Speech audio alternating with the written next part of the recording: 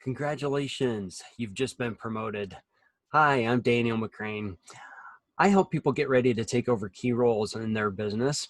And today I'm going to share with you how to impress your new boss.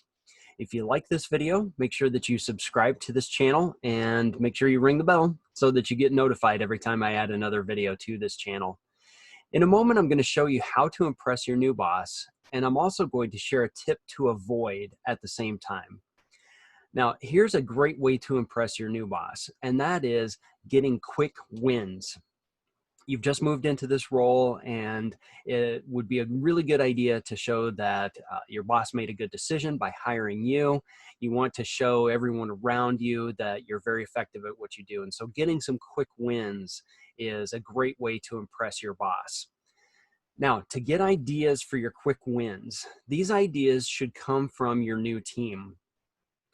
Take the time to do the interviews. I've talked about that before. You've interviewed everyone on your team. They're the ones who are doing the job day in and day out anyway. And I guarantee they've got some great ideas for how to do things much more effectively. So take the time to meet with your team individually and collectively and get some of their ideas about how the job could be improved or how a process or a project could be improved. Also, meet with your peers as well. People who are at your level, even in your own department or even outside of your own department. People from outside your department may have ideas, they may have a different perspective. So looking in, they might be able to see some things that people inside your own department are not able to observe. So you might get some ideas there about how things could work out better. And you might get some collaborative ideas between your department and theirs that no one else was aware of. So that could be an opportunity for a quick win. These ideas for quick wins should come from all of these other people, though. The next step is to evaluate these ideas for some quick wins. And there's some criteria that you want to use. So write out all of the ideas that you've got and then evaluate these ideas based on their value to the company and to the goals that have been set up, maybe for your department, for your team, for the business at large. So evaluate based on value. Also evaluate based on cost and feasibility. You're looking for things that are going to be low cost, but very feasible and easy to implement. You want to have a quick win idea that's also going to be for the collective good. So the more people that it affects, the better. So score things higher that way. Also look for an opportunity to be inclusive. How many people can put their fingerprint on this quick win? If you can share that, that glory, if you will, with a greater number of people, that's a great opportunity for a quick win idea.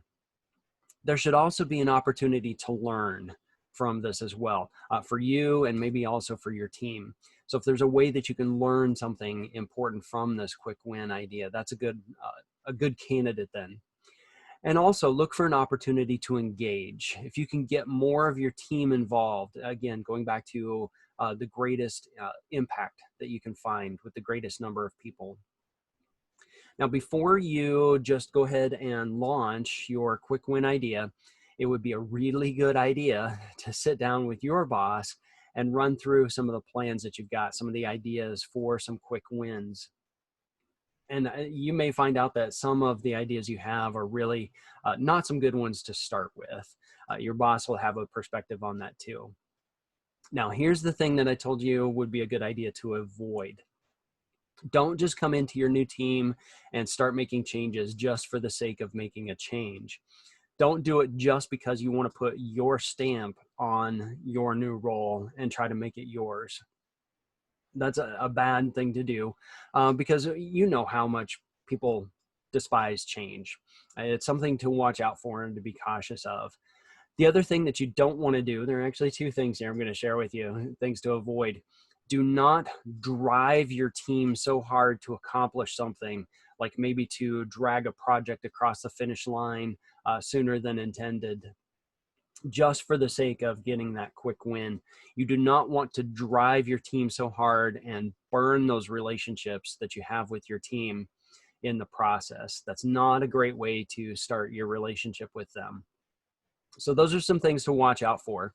So there we've talked about how to impress your boss and a way to avoid not impressing your boss. That would be really bad if you burned out your team and burned relationships with other people in the process. So in the next video, I'm going to talk to you a little bit about the good, the bad, and the ugly of leadership training. That I'm sure you're going to be going through some leadership training, and there's some things to watch out for as you're going through that. So thank you for watching. I hope you've enjoyed this video. And like I said, if you've enjoyed this video, please subscribe to this channel and make sure you ring that bell. I'll see you in the next video.